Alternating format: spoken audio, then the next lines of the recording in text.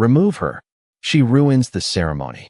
The words cut through the grand hall like a blade of cold air, and every conversation died in an instant as Elena Whitmore felt hands close around her arms, not rough, but firm enough to remind her exactly where she stood, at the very edge of belonging. The moonlight ceremony shimmered around her in silver and gold, towering chandeliers casting soft light across polished marble floors that stretched for what felt like miles, each step echoing like a verdict, each whisper a quiet confirmation of what everyone already believed. She didn't fight as they guided her forward, because fighting would mean she expected to stay, and she had learned a long time ago not to expect anything at all. Her gaze stayed low, fixed on the faint reflection of herself in the marble beneath her worn shoes. Just another Omega, just another mistake. But even in that blurred reflection, the faint line of the scar along her cheek caught the light, impossible to hide, impossible to forget. Around her, silk dresses brushed softly, expensive heels clicked with deliberate grace, and laughter, soft, controlled, but unmistakably amused, rippled through the gathered crowd like a tide she could never outrun. "Look at her," someone murmured just loudly enough, the kind of voice that pretended not to want to be heard. Even the moon wouldn't choose that. Elena's fingers curled slightly at her sides, nails pressing into her palms, grounding herself in something real, something she could control, because everything else, every glance, every judgment, felt like standing in a storm she wasn't allowed to escape. She had been here before, not in this hall, not under these chandeliers, but in moments like this, moments where hope flickered just long enough to remind her how easily it could be taken away. The ceremony was supposed to be different. They all were, each one promising possibility, each one ending the same way. She had told herself this time she wouldn't care, that she would stand quietly, endure, leave, and forget. But standing here now, with hundreds of eyes on her, she could feel the fragile edges of that promise cracking. A movement near her feet broke through. The noise, a small figure stumbling, a child losing balance in the chaos of shifting gowns and restless bodies. And without thinking, without weighing consequence or attention, Elena stepped forward and reached out, steadying the child before they could fall. The world didn't stop. No one gasped. No one noticed. The child looked up at her with wide eyes, surprised, then smiled. A small, unguarded thing, and for a heartbeat, the noise faded. "Thank you," the child whispered, before being pulled back into the crowd by a distracted parent who never even glanced her way. Elena straightened slowly, her hand lingering in the air for just a second longer than it should have, as if that tiny moment of kindness had anchored her to something she didn't quite understand.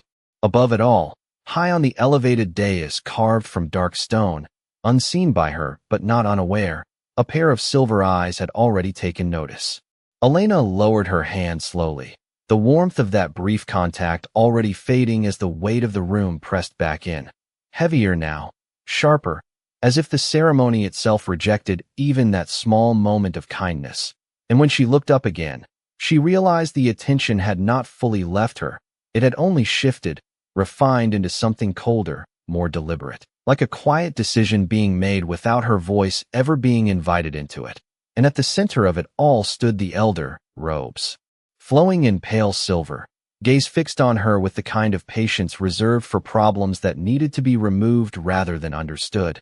"You have already been presented," he said, his voice calm but carrying easily across the vast hall, "and no claim has been made." And there it was, spoken plainly, the final confirmation of what everyone had expected from the beginning, a soft ripple of agreement moving through the crowd. Heads tilting, eyes narrowing, the unspoken judgment settling into place like a stone. Elena felt it in the way her chest tightened, in the way her breath caught just slightly before she forced it steady again.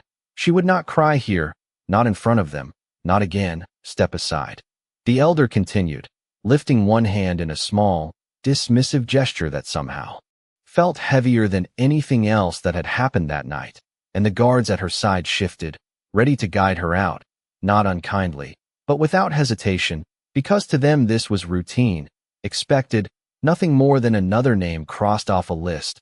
Elena nodded once, a small movement, controlled, and turned as instructed, her steps measured, quiet against the marble, each one echoing louder than it should have, as if the hall itself refused to let her leave unnoticed. And still the whispers followed, softer now but sharper.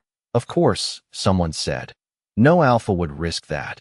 Another voice, quieter, almost thoughtful. "She should not have come at all." And Elena kept walking, because stopping would mean listening, and listening would mean breaking. And she had already promised herself she would not do that here. Not tonight. Not where every weakness would be remembered long after she was gone. She reached the edge of the ceremonial circle, the invisible line that separated those still chosen from those already forgotten. And for a moment, just one, she hesitated, her fingers brushing lightly against the fabric of her dress, grounding herself again, reminding herself that she was still here, still standing, still breathing, even if none of it seemed to matter to anyone else. And somewhere above, unseen but unwavering, that same pair of silver eyes followed her movement, not with dismissal, not with indifference, but with something far more dangerous. Something that did not belong in a room governed by tradition and expectation.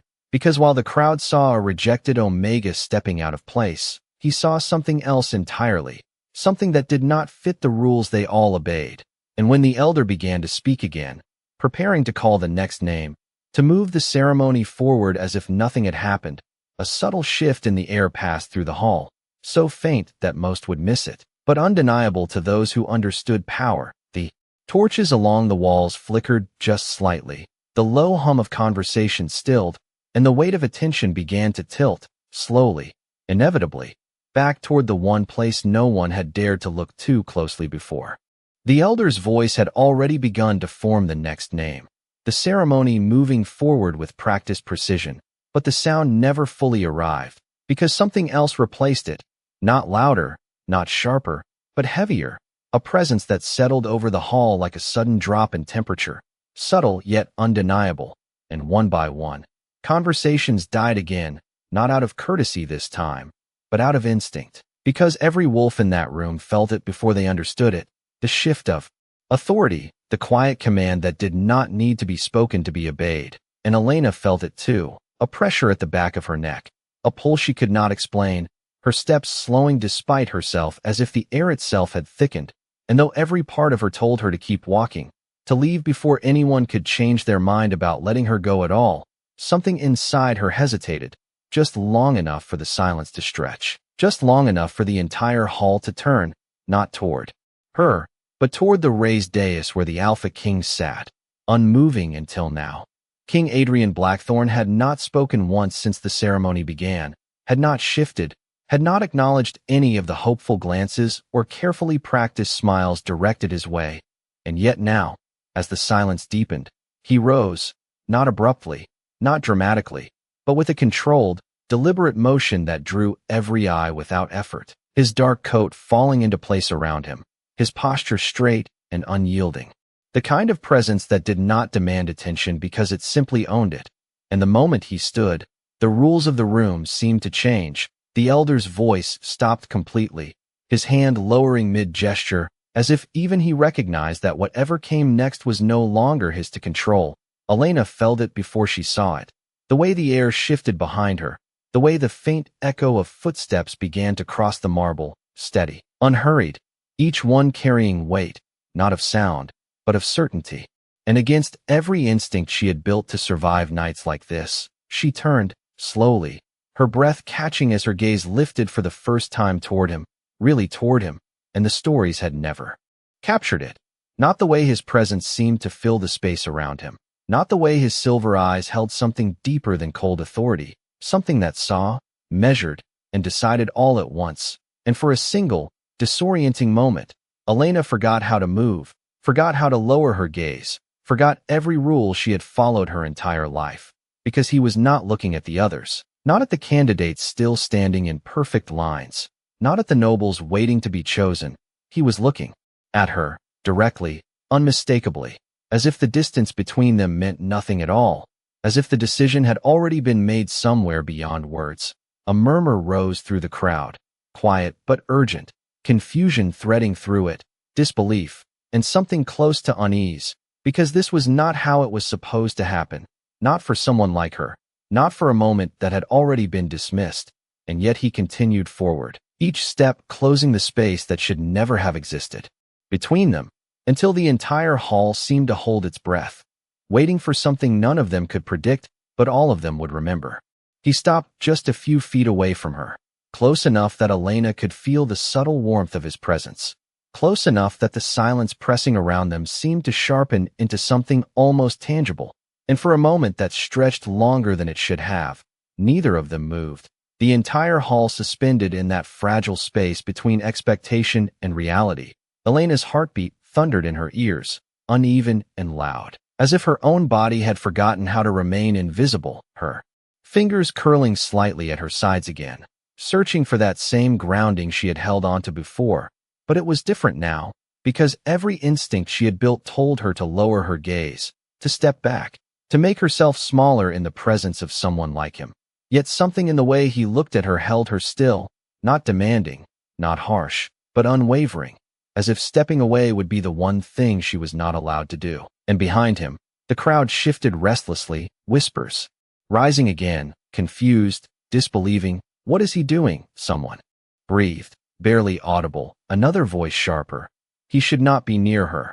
But none of it reached him, none of it seemed to matter, because when King Adrian Blackthorn finally spoke, his voice did not need to rise to silence them. It simply did. Who dismissed her? The question landed evenly, not loud, not forceful, yet it carried through the hall with a clarity that left no room for avoidance. The elder straightened, visibly caught between authority and hesitation. "Your Majesty," he began. Carefully, she was presented and no claim was made. The ceremony must proceed. Elena felt the words settle over her like a familiar weight, the same explanation, the same reasoning, the same quiet removal of worth. But this time, something in the air resisted it. The king's gaze did not shift from her as he spoke again. "And you believe that determines her value." It was not phrased as a challenge, but it carried the weight of one.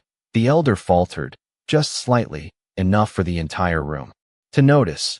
And in that fraction of hesitation, something shifted again, deeper this time, more permanent. Elena's breath caught as the king took one final step closer, closing the last of the distance between them. And now she could see it clearly, the fine details that distance had hidden, the calm steadiness in his expression, the way his silver eyes seemed to hold more than judgment, more than curiosity, something that reached beyond what anyone else in that room had ever seen in her. And it was that, more than anything, that made her pulse quicken, because she did not understand it, did not trust it, and yet could not look away from it. "Look at me," he said quietly, not a command shouted across a hall, but something meant only for her.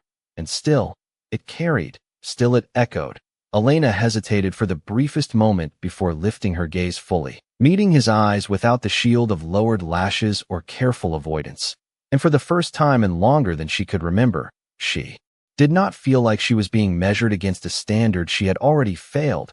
She felt seen, completely, undeniably, and it was enough to make her chest tighten in a way that had nothing to do with fear. The silence deepened again, thicker now, expectant, and then, slowly, with a deliberate calm that left no room for doubt, the king extended his hand toward her, not rushed, not uncertain, simply there, waiting, as if the choice, for once, belonged to her. For a moment, Elena did not move, her eyes fixed on his outstretched hand as if it did not belong in the same reality she had just been standing in, because nothing about this made sense, not the silence that had swallowed the room, not the way the elder had stepped back without another word, not the way the Alpha King himself stood before her, as though the decision had always been his to make and no one else's. Her breath came shallow, uneven, and she became acutely aware of everything at once. The faint tremble in her fingers, the weight of hundreds of eyes pressing into her back, the distant flicker of torchlight reflecting off the marble floor beneath them, every detail sharpened by the simple, impossible truth that he was waiting for her, not commanding, not forcing, just waiting. And that alone felt more overwhelming than anything else that had happened tonight, because she had never been given a choice before, not truly, not in a world that decided her worth before she ever had a chance to prove it. A quiet murmur rippled through the crowd again, louder this time, edged with disbelief and something close to protest. This cannot be happening, someone whispered, another voice tight with disbelief. He is making a mistake. But their words felt distant, like echoes from another room, because all Elena could hear was the steady rhythm of her own heartbeat and the quiet, unyielding presence in front of her. Her gaze lifted slightly, meeting his again, searching for something that might explain this. Doubt, hesitation, anything that would tell her this was a moment that could be taken back. But there was none, only that same calm certainty, as if he had already seen every outcome and chosen this one without hesitation. You do not have to lower your eyes, he said quietly, his voice meant for her alone, but carrying enough to silence the nearest whispers, and something in those words settled deep within her, loosening a knot she had carried for years without realizing it. Her fingers shifted slightly at her side, then slowly, carefully, she lifted her hand, the movement small, almost fragile, as if the air itself might resist it. And for a brief second, she hesitated, not because she feared him, but because she feared what this meant, what it would change, what it would take from the quiet, controlled life she had built in the shadows. But then she remembered the child's smile, the moment no one else had noticed, the single proof that she still had something to give, even if no one had ever valued it. And with that thought anchoring her, she placed her hand in his. The contact was immediate, steady, his grip firm but not overpowering, warm in a way that felt grounding rather than consuming. And the moment their hands met, the shift in the room was undeniable. The murmurs stopped completely, replaced by a stunned, heavy silence that seemed to stretch endlessly outward. Because everyone understood what that gesture meant, not just a simple acknowledgement, but a declaration, a line drawn that could not be undone. Elena felt it in the way her breath caught again, in the way the weight of the room seemed to tilt entirely around them. And for the first time in her life, she was no longer standing at the edge. She was at the center of something she had never expected to be part of, something that would change everything, whether she was ready for it or not. And as she stood there, her hand held firmly in his, she realized that the story they had all written for her had just been rewritten in a single, irreversible moment. The moment their hands joined did not end. It expanded, stretching outward through the hall like a ripple across still water. And Elena felt it in the way the air shifted again, heavier now, charged with something no one could ignore, because this was no longer a quiet gesture hidden between them. It was a declaration witnessed by every soul in the room, and the silence that followed was no longer stunned.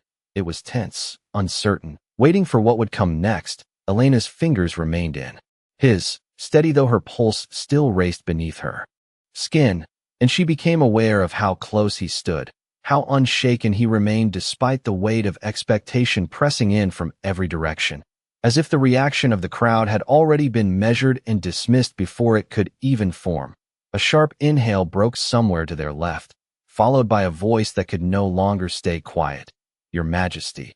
It came strained, controlled, but edged with disbelief. And Elena recognized the tone of someone who had never been forced to question authority before. There must be some misunderstanding. The speaker continued, a tall beta stepping forward just enough to be seen without crossing the invisible boundary that still held power in the room. The ceremony has rules, traditions that have guided our people for generations. His words were careful, respectful on the surface, but beneath them lay resistance, discomfort, the need to restore order to something that had already shifted beyond repair. Elena felt the tension spike, not in fear, but in the way every eye turned again, waiting to see how the king would respond, because this was the moment where power either bent or broke, and for a brief second, she wondered if she had misread everything, if this would be undone as quickly as it had begun. But King Adrian did not release her hand, did not step back, did not even look at the beta who had spoken. His gaze remained on her, steady, anchoring, as if she was the only point in the room that mattered. And when he finally spoke, his voice was calm, level, carrying effortlessly without the need to rise. Tradition exists to guide, not to blind. The words settled over the hall with quiet authority, not an argument, not a defense, but a statement that allowed no contradiction.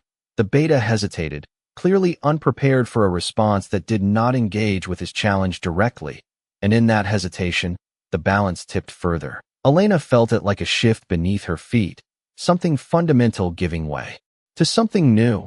She was dismissed without being seen. The king continued, his tone unchanged, yet every word landed with precision. That is not tradition, that is oversight. A murmur spread again, softer now, less certain, because what he said could not be easily denied. Elena felt her chest tighten, not with fear this time, but with something unfamiliar, something fragile and dangerous that felt too close to hope. She had spent so long believing that being unseen was her place, her safety, her truth, and now he stood here, dismantling that belief in front of everyone, not with force, but with certainty. And she did not know how to hold that, did not know what it meant for someone like her to suddenly matter in a space that had already decided she did not. The elder shifted again, stepping forward as if to reclaim some part of control. Your Majesty, if you intend to make a selection, it must be declared properly. His voice was more cautious now, less absolute, and for the first time, Elena saw uncertainty in someone who had once seemed untouchable. King Adrian finally turned slightly, just enough for his presence to reach beyond her, his expression unchanged, composed, but there was something beneath it now, something that carried weight beyond the ceremony itself. Then it will be declared, he said simply, and the finality in those words settled over the hall like a promise no one could undo. Elena felt her breath catch once more, not from fear, but from the realization that this moment was not temporary, not a pause in the story they had written for her, but the beginning of something entirely new, something that would not allow her to return to the shadows she had once called home. The finality of his words did not fade. It settled deeper, anchoring itself into the very structure of the hall, as if the ceremony itself had been rewritten in that single breath. And Elena felt it in the way her spine straightened without conscious thought, in the way her shoulders lifted slightly, as though something unseen had eased its weight from her, yet at the same time replaced it with something far greater, something that carried consequence instead of dismissal. The elder drew in a slow breath, his composure returning piece by piece. Though it was no longer the same unshakable certainty he had held before, now it was measured, cautious, aware that the ground beneath him had shifted. Then the court will witness, he said, stepping back to create space. And that simple movement sent a clear message through the room. The ceremony was no longer proceeding as planned. It was bending, reshaping itself around the will of the one who now stood at its center. And that center was no longer the dais. It was here, between Elena and the Alpha King. A soft rustle moved through the gathered crowd as people adjusted, repositioned, drawn closer not by curiosity alone, but by the need to see clearly what was unfolding. Because moments like this were not meant to be missed, not meant to be misunderstood. Elena became acutely aware of every gaze again. But it felt different now, not the distant judgment she had endured before, but something sharper, more focused, as if they were trying to understand how someone like her had become the focal point of something this significant. Her hand remained in his, and she realized she was no longer trying to pull away, no longer trying to disappear. Instead, she held steady, even as her pulse continued its uneven rhythm beneath her skin. King Adrian shifted slightly, not releasing her, but turning just enough so that his presence faced the hall fully, placing her not behind him, not hidden, but beside him, equal in the space he commanded. And that single adjustment sent another ripple through the room, subtle but powerful, because it redefined not only his choice, but her position within it. You all witnessed her dismissal, he said, his voice calm, carrying without effort. And you witnessed what led to it. There was no accusation in his tone, only clarity, but it forced the memory of the moment back into every mind present, the quiet cruelty, the ease with which she had been set aside. Elena felt the heat rise faintly in her chest, not from shame this time, but from the strange, unfamiliar sensation of that moment being acknowledged rather than ignored. Now you will witness its correction, he continued, and the word itself seemed to settle over the crowd with a quiet weight. Not confrontation, not conflict, but resolution, something that did not require agreement to exist. A figure near the front shifted forward slightly, a woman dressed in deep blue, her expression carefully composed but her eyes sharp with calculation. Your Majesty, she said, her voice smooth, controlled. The choice of Luna is not a matter to be taken lightly. It shapes alliances, strengthens bloodlines. Her words were not wrong, and that was what made them dangerous, because they carried the logic of a world that had always excluded someone like Elena, a world where value was measured long before character had a chance to be seen. Elena felt the old doubt flicker again, small but persistent, a reminder of everything she had been taught to believe about her place. But before it could take hold, the king's grip tightened just slightly, grounding, steady, a silent reassurance that did not draw attention but carried meaning all the same. And yet, he replied, his gaze steady as it met the woman's without hesitation, "It is still my choice." The simplicity of the statement left no space for further argument, no room to reshape his decision into something acceptable by their standards. It simply was, and that truth moved through the hall with undeniable force. Elena felt it in the way the tension shifted again, no longer pressing against her, but flowing outward, toward the crowd, toward those who now had to adjust their understanding of what this moment meant.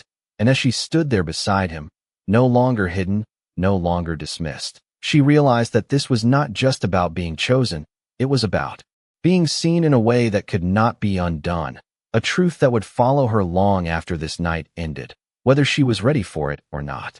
The certainty in his voice did not demand agreement.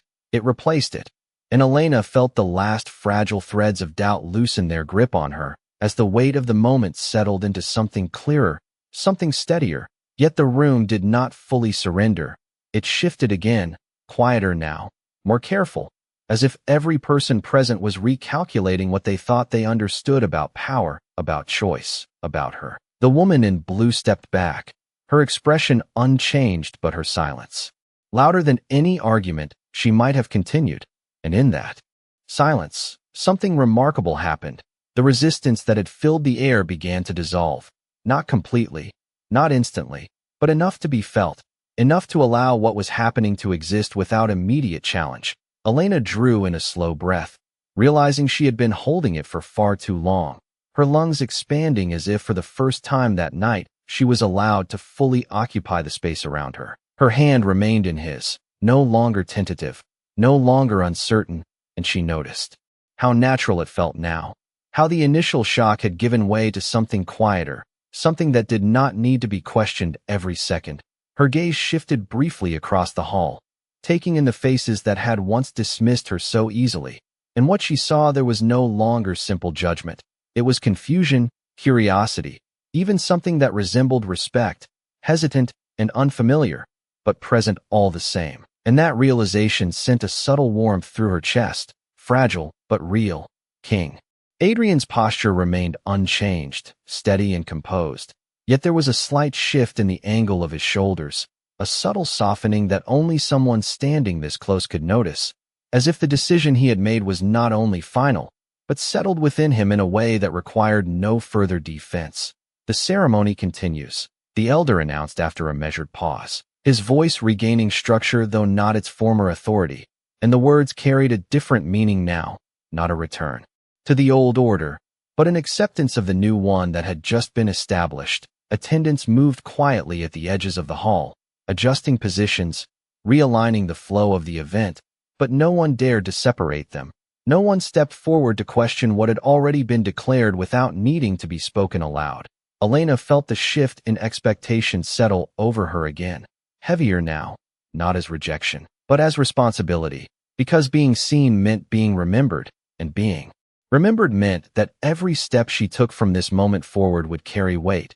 She swallowed softly, her throat tight, not from fear, but from the magnitude of what had changed in such a short span of time. "Do you understand what this means?" His voice reached her again, quieter now, meant only for her, and she turned her gaze back to him, meeting his eyes with far less hesitation than before. There was no pressure in his question, no demand, only a simple acknowledgement that this was not a moment that could be taken lightly. Elena held his gaze, searching for any sign of doubt, any hint that this was something temporary. But there was none, only that same unwavering certainty that had pulled her into this moment in the first place. "It means I cannot disappear anymore," she said softly, her voice steady despite the truth behind it. And for the first time, There was no bitterness in that realization, only clarity. His expression shifted just slightly, not quite a smile, but something close to approval, something that recognized her understanding without needing to praise it. "No," he replied just as quietly. "It means you were never meant to." And the simplicity of those words settled deeper than anything else he had said, because they did not just change this moment, they rewrote everything that had come before it. Elena felt it in the way her chest tightened again. But this time it was not something she tried to push away. She allowed it, allowed herself to stand in it, to accept that for the first time, her place in this world might not be something she had to fight to prove, but something that had already been seen, already been chosen. And as the hall slowly came back to life around them, quieter, more measured, she realized that the story they had all believed about her was not just changing. It had already changed, and there was no going back to who she had been before this night. The hall did not return to what it had been.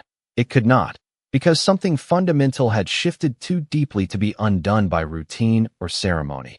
And as the soft murmur of voices cautiously resumed, it carried a different tone now, quieter, measured, threaded with the awareness that they had all witnessed something that would be spoken of long after this night ended. Elena stood where she was, her hand still in his, her posture no longer shaped by the instinct to shrink, but by a steady awareness that she could not step back into who she had been, even if she tried. And for a moment she allowed herself to take it in, not the grandeur of the hall or the flickering lights above, but the simple, undeniable truth that she was still standing here, not dismissed, not forgotten, but chosen. And that word settled differently than she had ever imagined it would. It was not overwhelming in the way she had feared. It was grounding, anchoring her in a reality she had never allowed herself to believe could exist. Her gaze moved again, slower this time, not searching for judgment, but recognizing the change in it. Heads inclined where they had once turned away, eyes that now lingered not in mockery, but in cautious respect, uncertain yet undeniable.